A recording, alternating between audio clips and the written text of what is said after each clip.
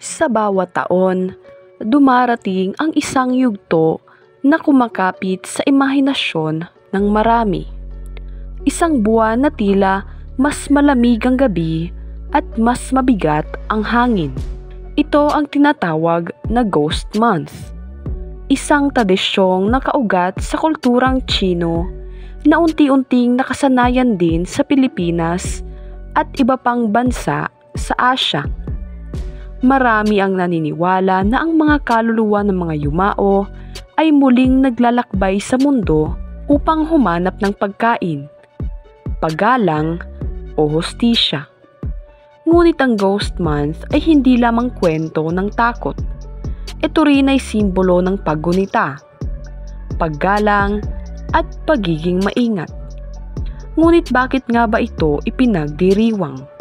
At bakit ito itinuturing na mapanganib para sa ilan? Magandang araw sa ating lahat at welcome po muli sa ating YouTube channel. Sa videong ito, tatalakayin natin ang kahulugan ng selebrasyon ng Ghost Month at mga pamahiing bumabalot dito. Ano ang Ghost Month at kailan ito nangyayari? Ang Ghost Month o Hungry Ghost Festival ay nakaugat sa mga tradisyong Buddhist at Taoist.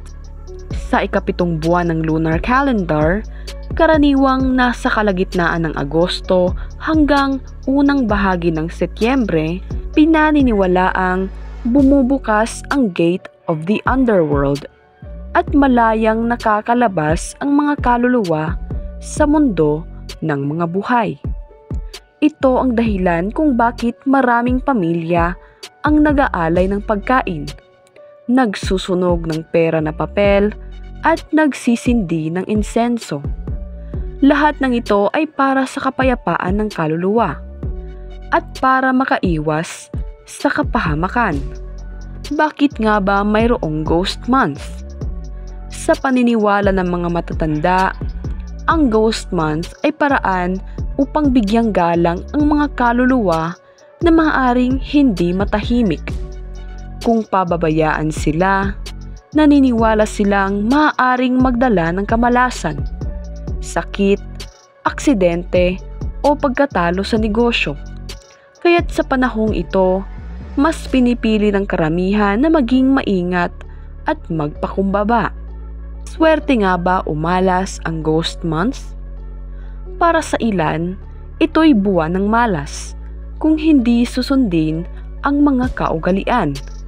Ngunit para sa iba, ito'y panahon ng pag-iingat at pagkakaisa.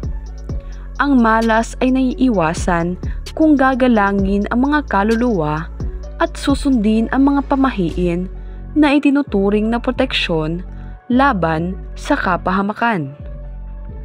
Kaya narito ang ilang karaniwan at hindi karaniwang pamahiin sa Ghost Month. Una ay huwag magpakasal o magpa-engage dahil pinaniniwalaang malas ang mag-asawa sa panahong ito. Pangalawa ay iwasan ang paglilipat ng bahay o opisina dahil maaaring magdala ng negatibong enerhiya. Huwag magsimula ng bagong negosyo o proyekto. May kasabihang hindi ito tatagal. Bawal magpagawa ng bahay o mag-renovate dahil nakakaakit daw ito ng malas. Iwasan ang paglangoy sa ilog, dagat o swimming pool. Delikado raw dahil may espiritu sa tubig. Huwag umuwi ng 10 oras ng gabi dahil mas aktibo ang mga espiritu tuwing gabi. Bawal mag-iwan ng sapatos na nakaharap sa pintuan dahil parang inaanyayahan ang mga kaluluwa. Magbigay ng alay katulad ng pagkain, kandila at papel na pera para hindi magalit ang gutom na espiritu. Huwag magsuot ng matingkad na pula o itim sa gabi dahil sinasabing nakakaakit ito ng masamang espiritu. Iwasan ang sobrang pagputol ng buhok dahil sinasabing kasama rito ang pagputol ng iyong swerte. huwag magpatuyo ng damit sa labas sa gabi. Baka isuot ito ng espiritu at sundan ka sa bahay. Huwag magpatsinelas sa gabi sa labas, dahil sinasabing mahihila ng espiritu ang iyong kaluluwa.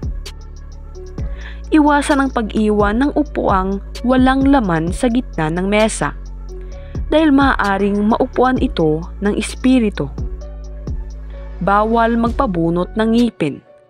Pinaniniwalaang bukas ka raw sa masamang espiritu kapag mahina ang katawan. Huwag kumain ng kalamay o malagkit sa gabi. Baka dumikit ang malas sa buhay mo. Huwag sumipol sa gabi. Hinihikayat mo raw ang mga kaluluwa na lumapit.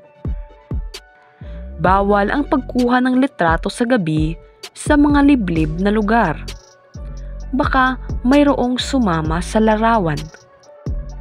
Huwag humawak ng mga pulang papel na ginagamit sa ritual kung hindi ka kasali, dahil nakakaakit daw ito ng malas. Iwasang magpahila ng paa habang natutulog, dahil sinasabing may espiritong magdadala sa iyo. At huwag magbilang ng pera sa gabi, dahil nakakaakit ito ng gutom na espiritu na mahilig sa yaman. Ang ghost month ay hindi dapat tingnan bilang simpleng pamahiin lamang.